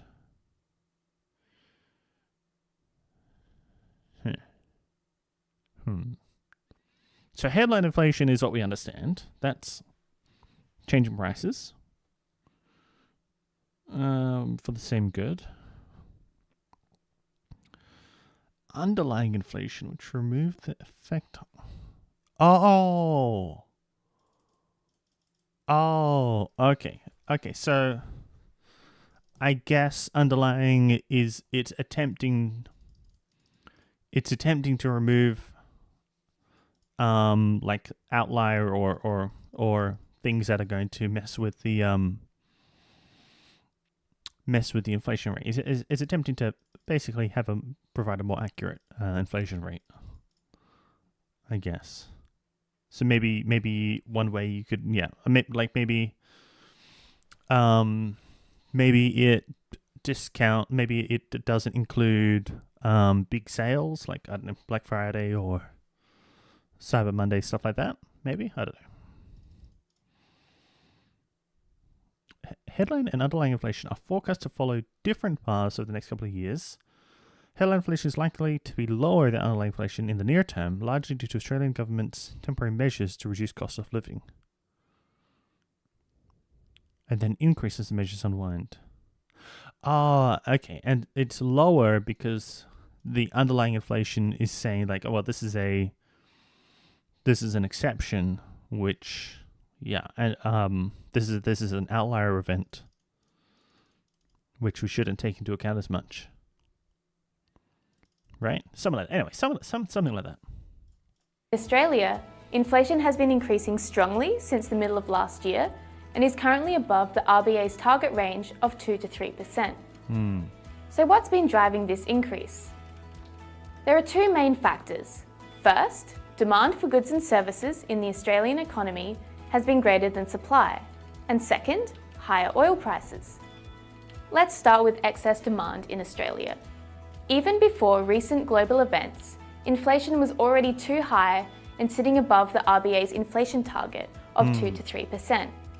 This was because overall spending by households and businesses grew strongly in the second half of last year, but the economy's ability to produce goods and services did not grow as quickly.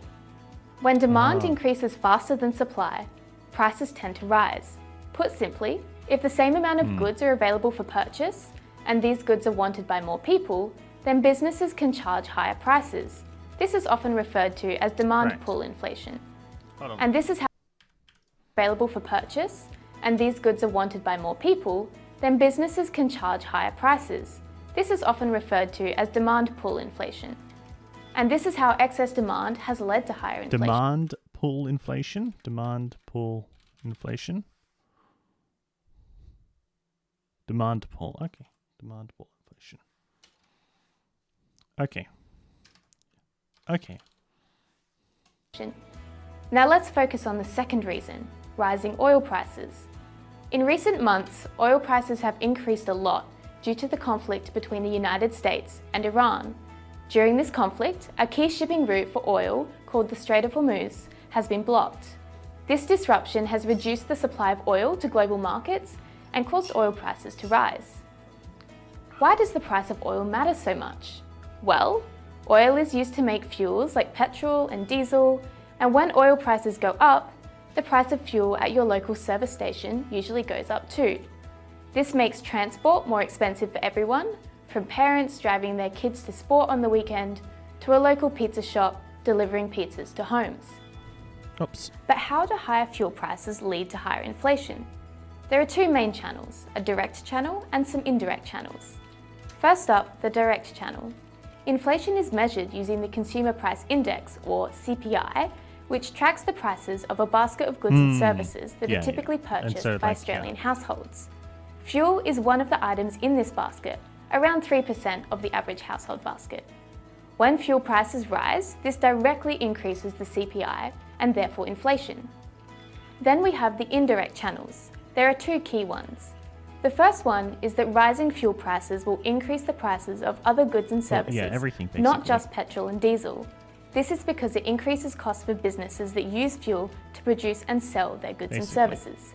This is known as cost push inflation, where higher production costs leads firms to increase prices for consumers. Higher. Hold on. Businesses that use fuel to produce and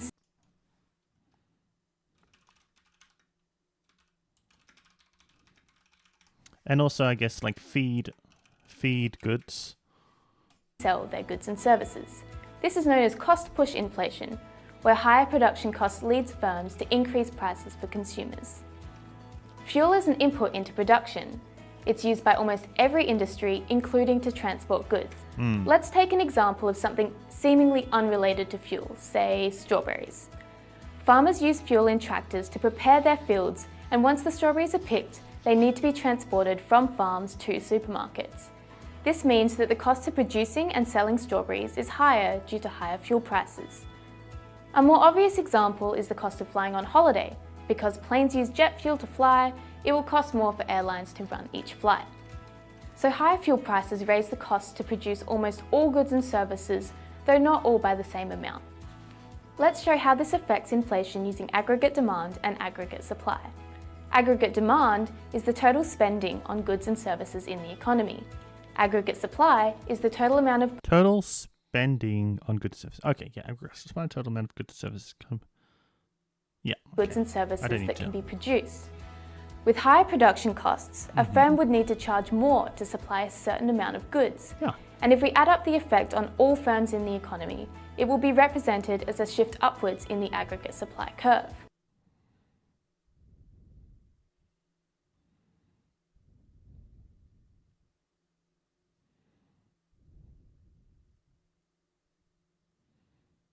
Right, because it's, yeah, for the same amount of output, it's costing more. So, yeah. Assuming demand stays about the same, the new equilibrium price is higher, which means higher prices for consumers, and we move from P1 to P2 on the graph. A second indirect way that higher fuel prices can increase inflation is by increasing inflation expectations. Simply put, what people expect inflation to be in the future can influence actual inflation. And if people think inflation will be higher in the future, that can actually cause it to happen. It is helpful to think about this using some examples. If households expect prices to be much higher in the future, they might decide to bring forward their plans to purchase Right, big ticket yeah. items to today, because they are worried it will be too expensive in the Right. future. An increase in household spending will increase aggregate demand even further, and push up prices even more. Furthermore, if businesses expect prices to be much higher in the future, they might decide to set their prices at a higher level today because they expect their costs to increase in the future, and this saves them from the effort of having to change their prices more frequently. That can also potentially lock in inflation that's higher for longer. How does this relate to fuel prices? Well, people see petrol prices very often. Many people drive by petrol stations on a daily basis, so jumps in fuel prices can strongly influence how high people think inflation will be in the future. If inflation expectations increase and become widespread, it can make the RBA's job of reducing inflation back to its target range much harder. So far, it seems like people expect inflation to be a bit higher in the short term, but they don't expect it to stay that way in the long term. But the RBA will keep watching this closely. Of course, inflation isn't the only thing that the RBA focuses on. Remember, the RBA has a dual mandate, and so we're also focused on the labour market and full employment. The unemployment rate is currently at low levels, and indicators of the labour market suggest that it's somewhat tight. This means that the demand for workers is relatively strong relative to the supply of workers. Overall, conditions in the labour market are healthy. So, how does the RBA see the economy developing in the future? Growth in the Australian economy is expected to slow this year, which will help bring the economy back into balance. Higher fuel prices and interest rates this year are likely to slow spending by households and businesses. Hold on. Slowing. How does the RBA see the economy developing in the future? Growth in the Australian economy is expected to slow this year, which will help bring the economy back into balance. Higher fuel prices and interest rates this year are likely to slow spending by households and businesses. And this slowing will be greater if the Middle East conflict lasts longer. But the global environment is uncertain. The unemployment rate is currently at low levels, but is expected to increase gradually as economic activity slows. Even so, overall conditions in the labour market are expected to remain healthy. Finally, inflation is expected to be above the 2 to 3% target range for a while longer. Higher fuel prices are likely to push up the price of other goods and services. We expect inflation to be significantly higher this year compared to last year, and to take some time to return to the target range. With these things in mind, the Monetary Policy Board decided to increase the cash rate to 4.35% at the May meeting. The aim is to slow growth in aggregate demand to help rebalance the economy and bring inflation down. A higher cash rate won't bring down fuel prices, but it will help to stop higher fuel prices from pushing up other prices in the economy. It will also help to keep inflation expectations anchored around the 2 to 3% target range. That wraps up our look at what's happening. Okay, let's see how much I understood and remembered. Inflation measures how quickly prices are rising over time. Yes.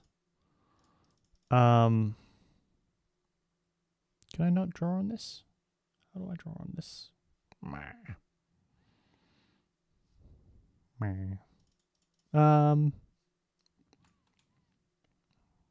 on, download. Downloads.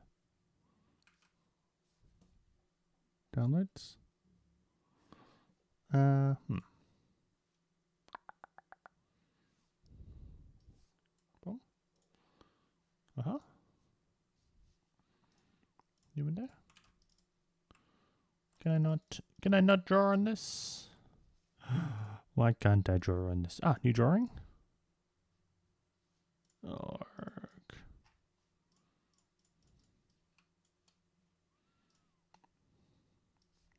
No. Yes. No. Oh, if I do this. Ooh. Yes. But it's only showing me... Darn.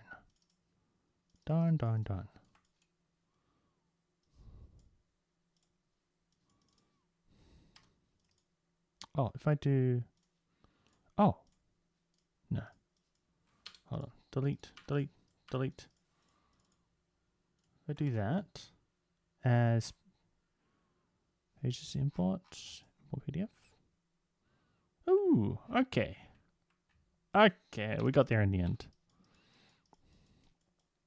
Okay. True. 2 to 3. 7. Two main reasons for Australia's rising inflation during 2026. Oh yeah, excess demand, higher oil prices. Why has demand increased so strongly in Australia? Because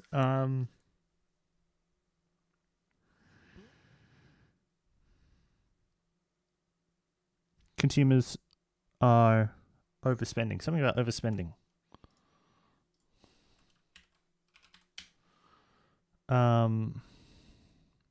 Overspending grew strongly in the second half of last year, but it doesn't say why overspending grew strongly in the second half of last year.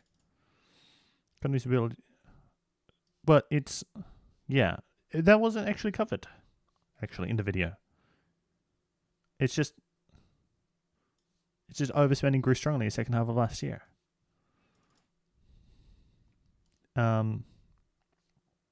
Relative to the available supply.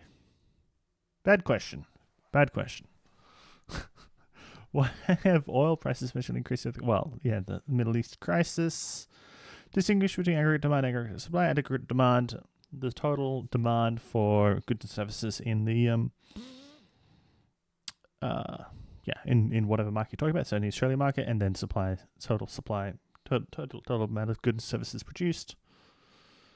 In general, higher fuel prices will raise the cost to produce almost all goods and services, though not all by the same amount. In the graph below, identify which of the curves would shift as oil prices rise, then draw the new curve and label the new equilibrium price and quantity. So fuel prices rise, average supply increases, the cost of the average supply increases, and then so it's something like, because say for Q1 it's costing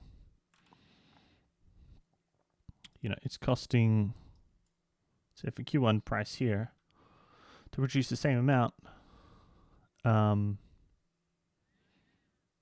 costing a lot more.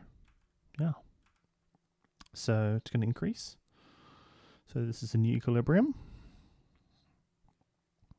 And the new quantity. Why is it in Y and not big Q? Why is it Y? Okay, whatever. Just different thing. People expect inflation to be high in the future. Are they likely to delay or bring forward their purchases? Bring forward? For sure. I mean, that's what I did.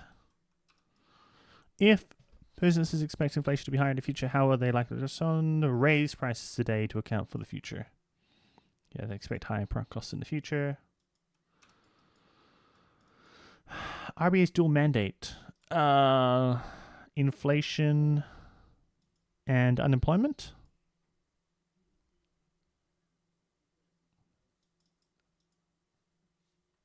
Something like that?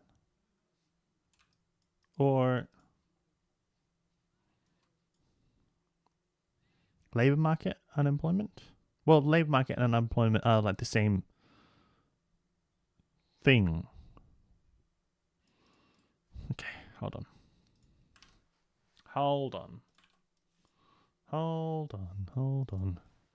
RBA dual mandate. Inflation and unemployment. Yeah. Inflation and okay. Current indicators of the labor market suggest it is quite tight. Which of the following best describes a tight labor market? The supply of labor is. There is a relatively high level of unemployment. No, that wouldn't be it. Supply of labor is high.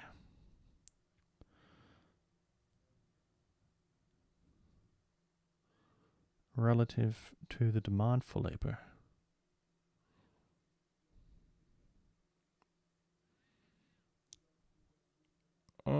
think it's that one.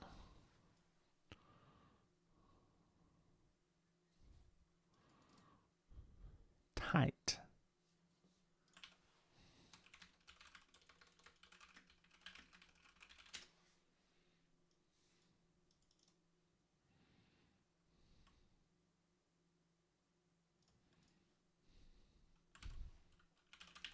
Tight.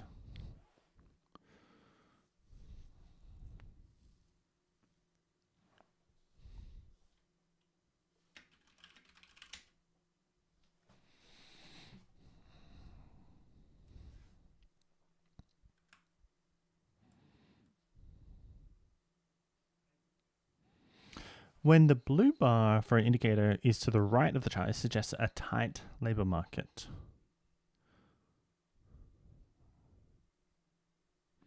Indicators of labor market tightness. Under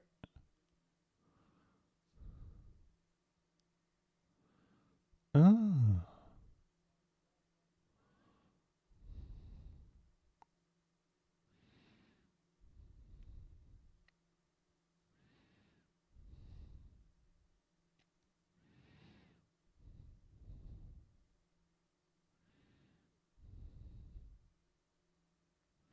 Hold on.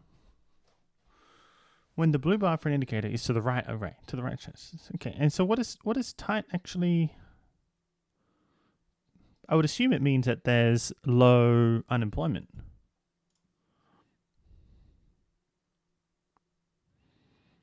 Unemployment rate.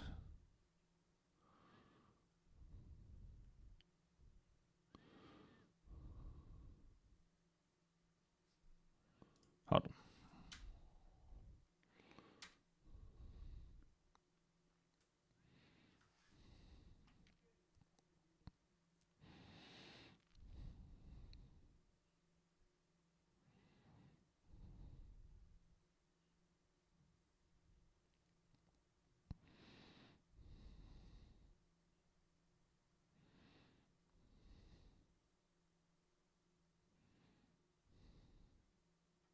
Okay, so we've also upgraded our benchmarks for judging if a given indicator is tight or loose. Previously, we used a historical range.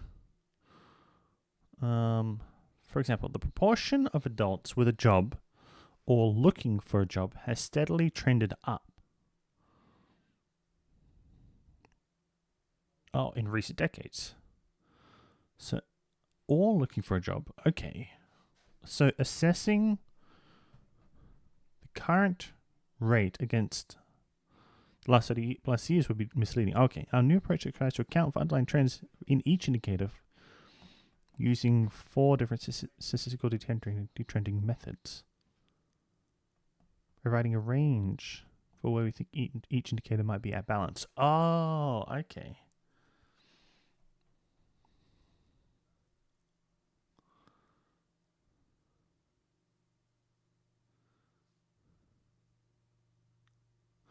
Oh, I get it. The blue range shows how far the indicator currently is from balance.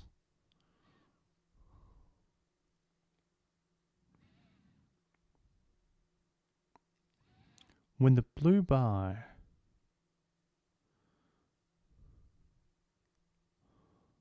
I think the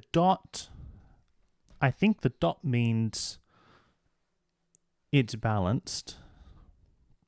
And then the blue bar is what it actually is. And so if the blue bar for an indicator is to the right, more to the right side of the dot, it's tighter, and to the left side it's looser. Okay, I think that's what it means. I think. So underemployment rate is balanced at like what 2.7% or something per PPT per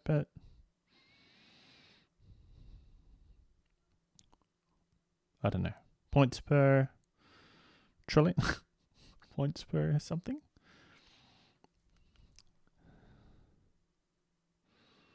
Job ads.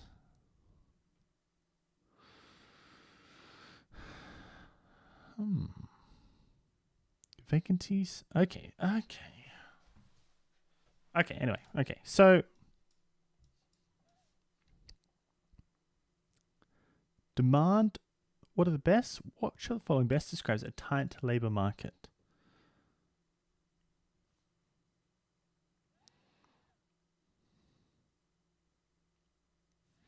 Are the answers at the bottom?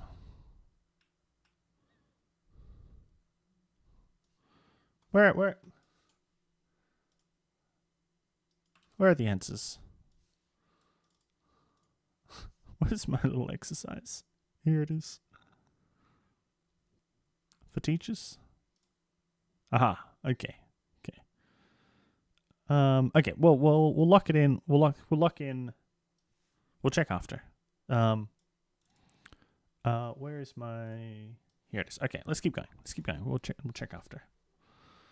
Monetary policy decision. What cash rate did the 4.35? 4.35, something like that. Why? Because it's to slow. Because it increases. What does it do? Just it slows growth in aggregate demand, but I'm not sure exactly how. It like increases the cost of interest, increases interest rates, right? Cash rate effects on interest rates.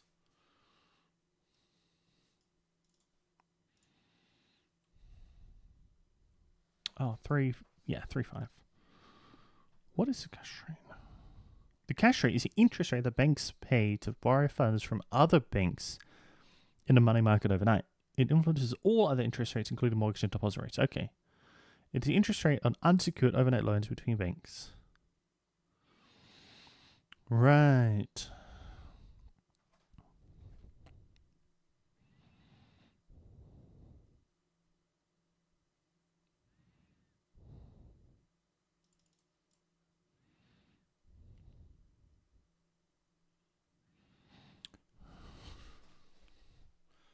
Cash rate has a strong influence of interest rates in the economy, such as lending deposit rates. In turn, these interest rates here. Okay.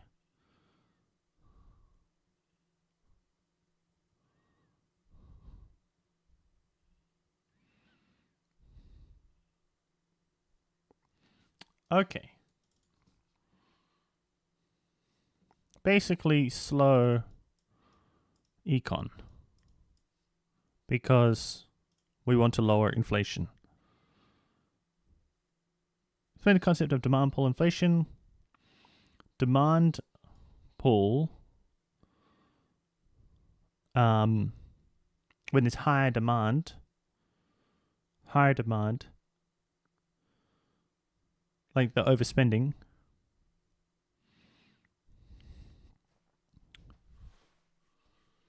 well, basically, hold on.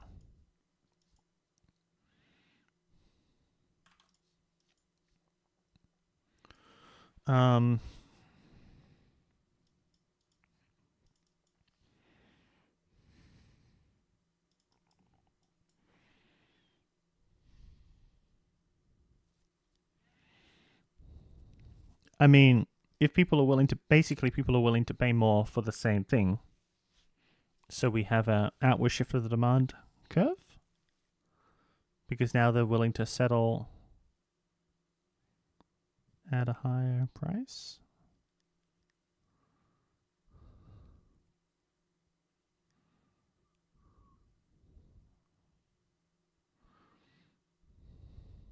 Because they're willing to pay more for the same amount.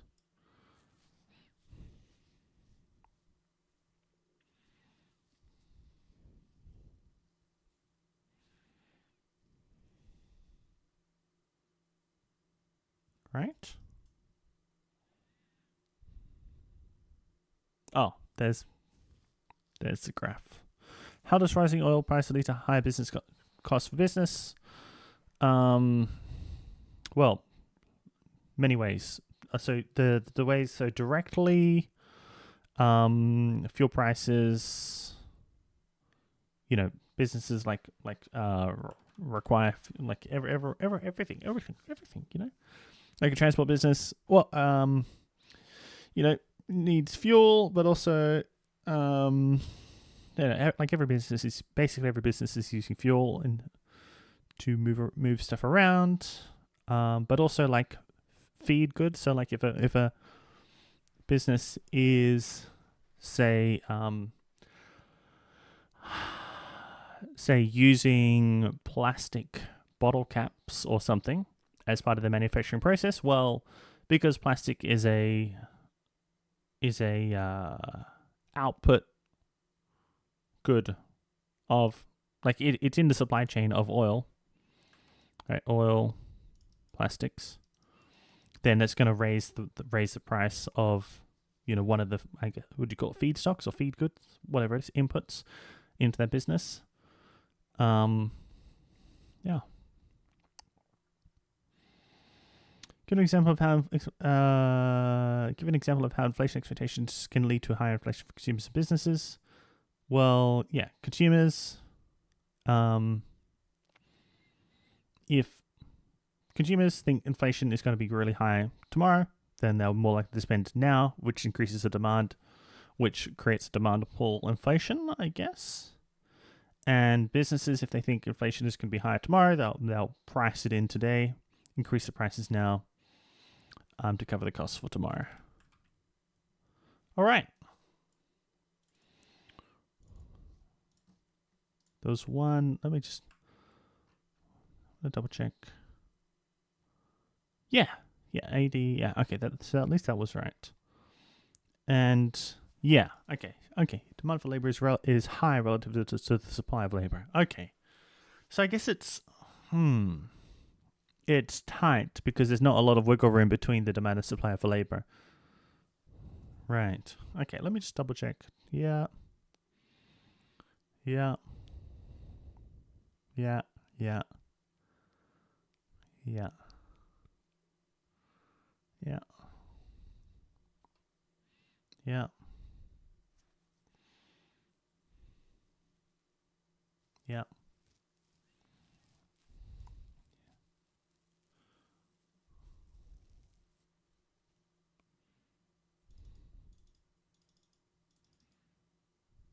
I don't understand how this will occur. Okay, sure. Well, yeah, that makes sense. Because like, if people understand why the RBA took why was it MPB? Why the cash rate is set, why is increased, then they would expect it to have an impact on inflation. So okay, so it's like a positive feedback loop. Interesting.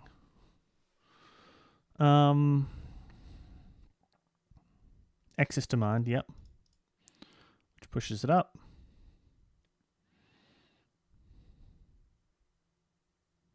Yeah, higher prices. Yep. Okay. Yeah. Rising fuel price. Okay. Cost push. Inflation, where high production costs lead to. Okay. Cool. That was great. That's good. Yep. Okay. Great. That was fun. So, what a great little learning activity. So we'll do all of these. Yeah. We'll do all of these. Okay, let me.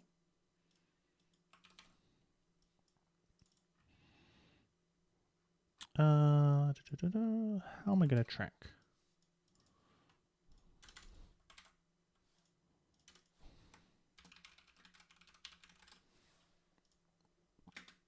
We'll do. Oh my god, activity 1. Cool. 2. Great. Okay. That was fun. We'll call it there for today. And next time we've got 3 lectures left to go. And we'll carry on next time with that. Nice.